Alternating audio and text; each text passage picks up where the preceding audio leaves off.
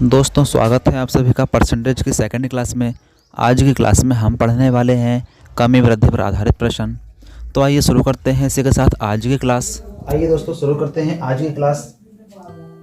पहला प्रश्न है, किसी वस्तु के मूल्य में पहले 20% की कमी की, फिर उसके मूल्य में 20% की वृद्धि की, तो वस्तु के मूल्य पर क्या प्रभाव पड़ा। कोई वस्तु है, उसके मूल्य में पहले 20% की कमी कर दी तो उसका मूल्य 80% रह गया, और उसके बाद उस मूल्य में 20% की वृद्धि कर दी गई तो मूल्य बढ़कर 120 हो गया बटा 100। इसको चेंज कर देंगे परसेंटेज में, 100 से 100 कट जाएगा, 2 जीरो से दोनों जीरो कट गए, 12 अट्ठे 96।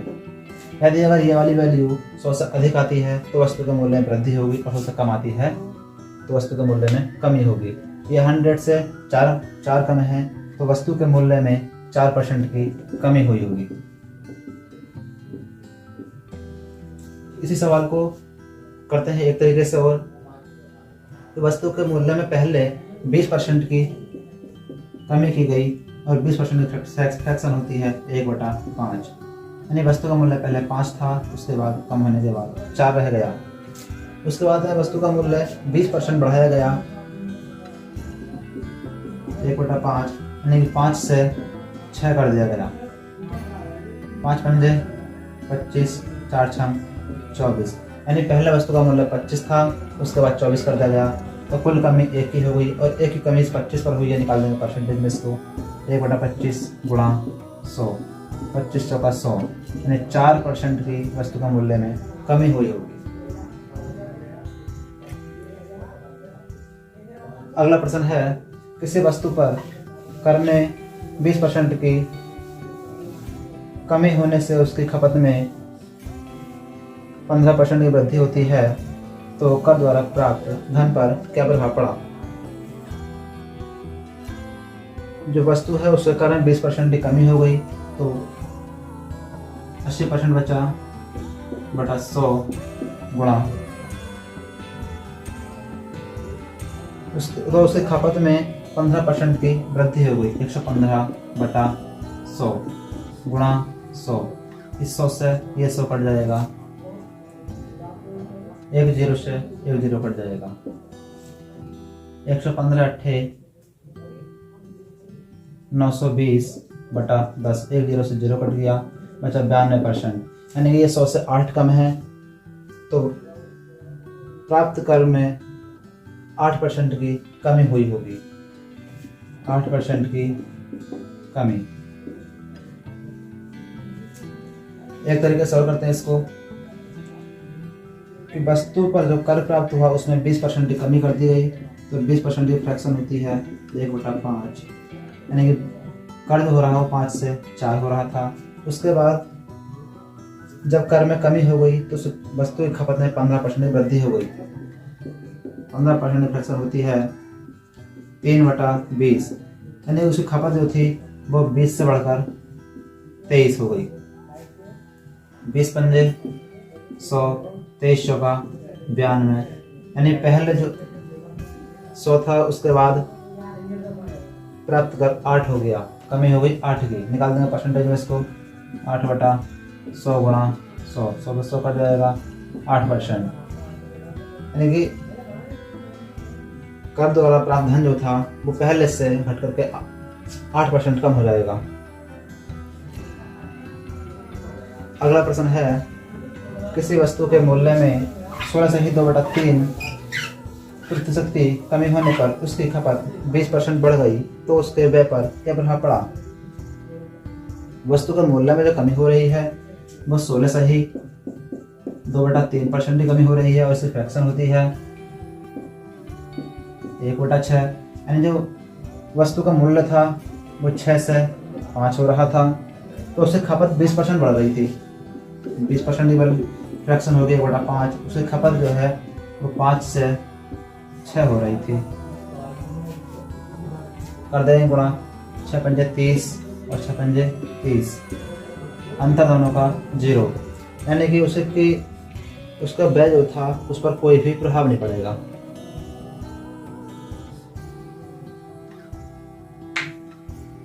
अगला सवाल है, किसी संख्या को पहले 30% बढ़ाया गया, फिर उससे 40% तक कम किया गया, तो संख्या पर क्या प्रभाव पड़ा? संख्या को पहले 100 से बढ़ा करके 130% कर दिया गया बटा 100 गुणा, उसके बाद 100 से घटा करके उसको 60 कर दिया गया, 40% कम कर दिया तो बटा 100 गुणा 100। 2 0 से 2 0 कट गए, इनसे ये कट गए, 78%, यानी कि ये 100 से 22% कम है। तो संख्या पहले से 22% कम हुई होगी। अब ये सवाल करते हैं एक तरीके से और कि पहले संख्या में 30% की वृद्धि की गई तो इसकी फ्रैक्शन होती है 3/10। बस संख्या जो है 10 से 13 हुई होगी। उसके बाद उसको कम कर दिया गया 40%, 40 की फ्रैक्शन होती है 2/5, यानी संख्या 5 से 3 हुई होगी।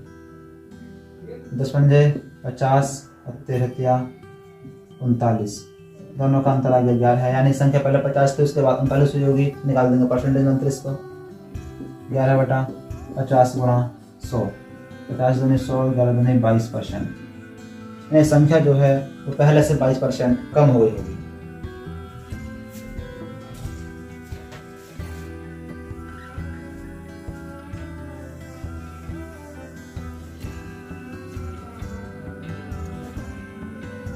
अगला सवाल है, किसी वस्तु के मूल्य में 33.1/3% की वृद्धि होने पर उसकी खपत 20% कम हो गई तो वस्तु की बिक्री पर क्या प्रभाव पड़ा?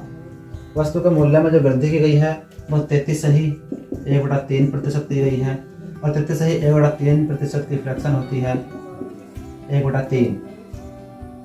अन्य वस्तु का मूल्य पहले 3 था, 3 से बढ़ा करके वो 4 कर दिया गया, तो उसकी खपत जो हुई है वो 20% कम हो गई।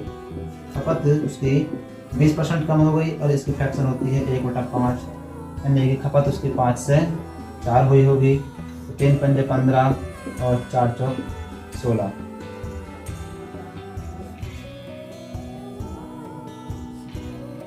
तो पहले बिक्री 15 हुई होगी, बाद में 16 हुई होगी, तो 1 की वृद्धि हुई होगी, वृद्धि हुई है 15 पर। निकाल देंगे इसको परसेंटेज में, 1/15 गुणा 100, 5 से 15, 5 20 100, तो ये आ गया 6.6%, यानी वस्तु की बिक्री जो हुई होगी वो 6.6% बढ़ गई होगी।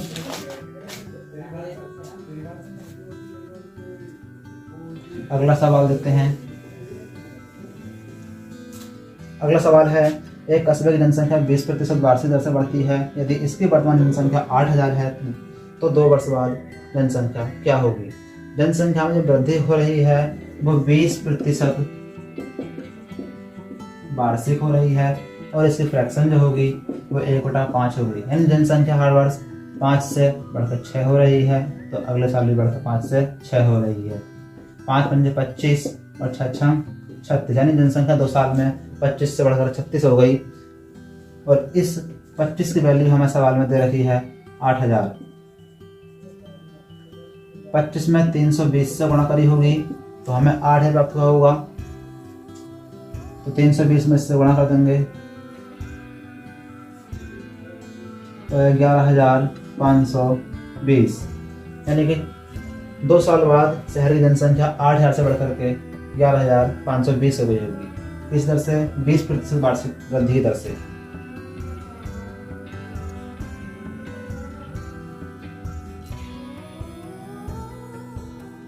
अगला सवाल देखते हैं। अगला सवाल है, एक शहर की जनसंख्या 18000 है। इसमें प्रथम वर्ष 10%, दूसरे वर्ष 20% की वृद्धि हो तो 2 वर्ष बाद जनसंख्या क्या होगी? शहर की जो वर्तमान जनसंख्या है वो 18000 है और पहले वर्ष उसमें वृद्धि हुई है 10%, फ्रैक्शन होगी इसकी 1/10, यानी जनसंख्या पहले 10 से 11 हुई होगी। उसके बाद दूसरे वर्ष में वृद्धि हुई है उसमें 20%, फ्रैक्शन होगी इससे 1/5, जनसंख्या बढ़ करके यहाँ से 5 से 6 हुई होगी। 10 पंजे 50 और 11 छम 66, यानी जनसंख्या शहर में 2 साल में 50 से बढ़कर 66 हुई होगी। कितनी बढ़ गई? 16। अब ये 16 से 50 से बढ़ी है, यानी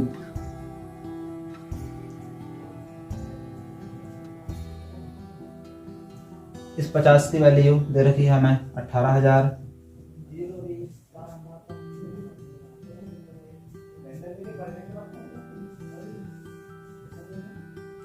तो 50 में 3600 से गुणा की होगी तो 18,000 आया होगा। तो 66 में भी 3600 से गुणा कर देंगे तो 66 की वैल्यू हमें निकल जाएगी। तो जाएगी 23,760। यानी शहरी जनसंख्या 2 वर्ष बाद 18,000 से बढ़कर 23,760 हो जाएगी।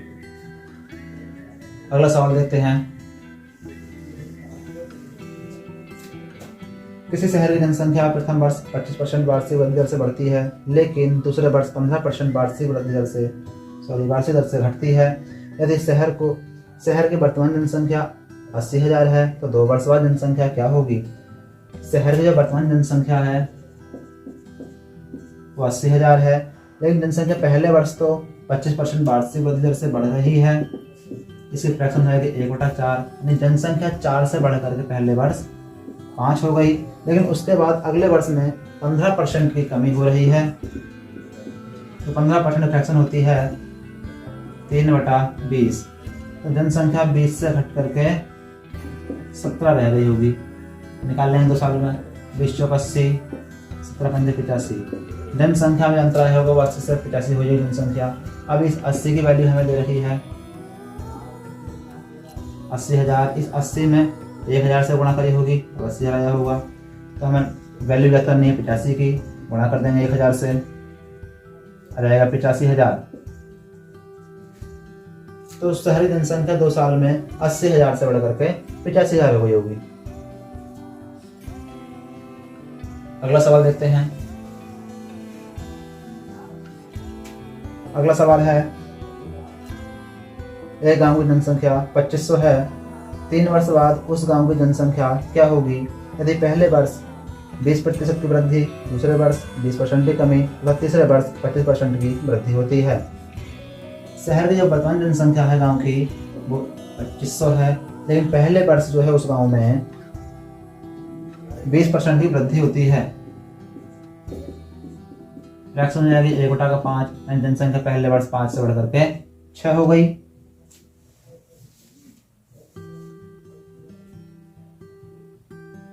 लेकिन दूसरे वर्ष 20% की कमी हो रही है, 1/5, 5 से 4 हो रही है। और तीसरे वर्ष 25% की वृद्धि होती है। 25% फ्रैक्शन होगी 1/4, यानी 4 से बढ़ करके 5 हो गई। इस 5 से ये 5 कट जाएगा, इस 4 से ये 4 कट जाएगा, तो ये हो गया 5 से 6, यानी जनसंख्या जो असर प्रभाव पड़ रहा है वो 5 से बढ़ करके 6 हो रही है। अब इस 5 की वैल्यू हमें दे रही है सवाल में 2500। 500 से गुणा की होगी इसमें तो 2500 होगा। हमें वैल्यू ज्ञात करनी है 6 की, तो गुणा कर देंगे 500 से, इसमें आ जाएगा 3000। यानी उस गांव की जनसंख्या 3 साल में 2500 से बढ़कर 3000 हुई होगी। कब? पहले साल 20% वृद्धि हुई होगी, अगले साल 20% कमी हुई होगी और तीसरे साल 25% की वृद्धि हुई होगी तब। अगला सवाल देखते हैं।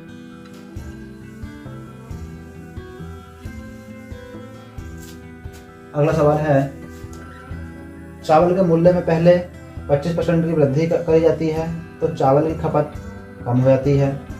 फिर बाद में चावल के मूल्य में 20% की कमी कर दी जाती है तो चावल की खपत पर क्या प्रभाव पड़ेगा?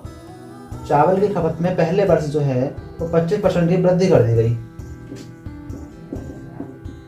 फ्रैक्शन हो जाएगा 1/4, यानी चावल का मूल्य जो है पहले वर्ष 4 से 5 कर दिया गया, तो उस चावल की खपत कम हो गई। लेकिन बाद में चावल के मूल्य में 20% की कमी कर दी गई। ये वृद्धि और ये कमी कर दी गई। 20 की फ्रैक्शन होती है 1/5, यानी चावल का मूल्य जो था वो 5 से 4 कर दिया गया। तो देखते हैं कि अंतर क्या आता है। 4 पंजे 20 और 4 पंजे 20, यानी कि मूल्य जो है जो पहले था वही बाद में हो गया, तो उससे चावल की खपत, इनका अंतर 0 है, उससे खपत का भी अंतर 0 होगा। यानी खपत जो होगी जो जितनी वृद्धि से पहले थी वही खपत हो जाएगी फिर से।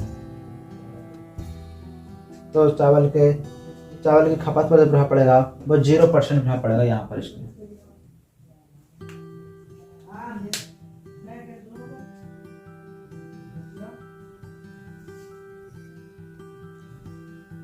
अगला सवाल देखते हैं।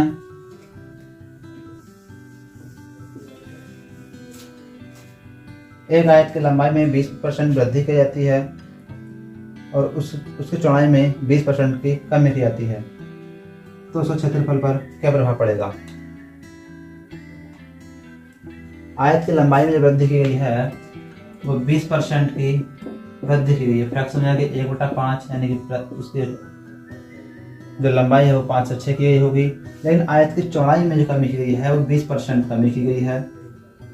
1/5, उसकी चौड़ाई 5 से 4 हुई होगी, तो 5 पंजे 25 का क्षेत्रफल हुआ होगा पहले, 24 रह गया होगा बाद में, तो 25 से 24 हो यानी 1 कम हो गया, निकाल देंगे इसको परसेंटेज में। 1/25 गुणा 100, 2500 का 100, यानी कि 4% की क्षेत्रफल में कमी हुई होगी। इस सवाल को एक तरीके से और कर सकते हैं। देखो, जैसे 20% की वृद्धि हुई है तो 100 से बढ़कर 120 हो गया होगा, और 20% की कमी हुई है तो 100 से घट के 80 रह गया होगा। 0 से 0 कट जाएंगे, 12 अट्ठे ये चला 96/100। अब इन दोनों की तुलना कर देंगे हम। यदि अगर ऊपर की वैल्यू 100 से अधिक है तो वृद्धि हुई होगी और 100 से कम है तो कमी हुई होगी। ये है 4% कम है, तो 4% की कमी हुई होगी आयत के क्षेत्रफल में। अगला क्वेश्चन देखते हैं। किसी वर्ग की भुजा में 30% वृद्धि की जाती है तो उसके क्षेत्रफल में कमी अथवा वृद्धि ज्ञात कीजिए। वर्ग की भुजा में जो वृद्धि की गई है वो 30% की वृद्धि की गई है। फ्रैक्शन होगी 3/10। उसकी जो भुजा हो रही है 10 से बढ़ करके 13 हो रही है, 10 से बढ़कर फिर 13 होगी, क्योंकि वर्ग का जो क्षेत्रफल होता है वो भुजा स्क्वायर होता है, इसलिए हमें 2 बार लेनी पड़ेगी। 10 ढाई 100, 13 तेरी 169, तो उसका जो क्षेत्रफल है वो 100 से बढ़कर 169 हो रहा है, यानी कुल 69 की वृद्धि हो रही है। निकाल देंगे परसेंटेज में इसको, 69/100 मल्टीप्लाई 100 100 कट जाएगा, तो ये आ गया 69%, यानी वर्ग का जो क्षेत्रफल में वृद्धि हुई होगी वो 69% वृद्धि हुई होगी।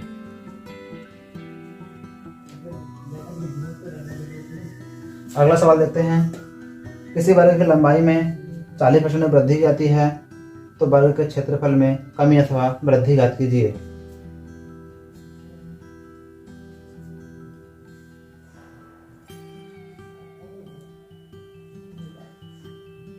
सवाल है, वर्ग की लंबाई में 40% वृद्धि की जाती है और उसकी चौड़ाई में 30% कमी की जाती है, तो वर्ग के क्षेत्रफल में कमी अथवा वृद्धि ज्ञात कीजिए। यानी वर्ग की लंबाई में वृद्धि की जा रही है वो 40% की जा रही है। ये बढ़ के हो रहा है हमारा 100 से बढ़कर 140 हो गया बटा 100 गुणा, उसके बाद उस चौड़ाई में 30% कमी की जा रही है, तो 70 बचेगा बटा 100, 2 0 से 2 0 कट जाएंगे, 14 सत्ते 98/100 कर देंगे तुलना इनकी। 2% कम है तो जो वर्ग का क्षेत्रफल है उसमें 2% की कमी हुई होगी, 2% कमी हुई होगी। इस सवाल को एक तरीके से और देखते हैं कि 40% की वृद्धि हुई है, इसकी फ्रैक्शन है 2/5, तो वर्ग की जो भुजा है वो 5 से 7 हो गई, लेकिन उसकी चौड़ाई में 30% की कमी करी जा रही है, फ्रैक्शन जाएगी इसकी 3/10। उसकी चौड़ाई है वो 10 से हट करके 7 हो रही है। निकाल देंगे क्षेत्रफल, 10 पंजे 50, 7 सत्ते 49, यानी क्षेत्रफल उसका 50 से 49 हो रहा होगा। निकाल देंगे परसेंटेज में इसको, 1 की कमी हुई है 50 पर, 1/50 गुणा 100, 50 दूनी 100, यानी कि कुल 2% की कमी हुई होगी। तो वर्ग के क्षेत्रफल में कुल 2% की कमी हुई है।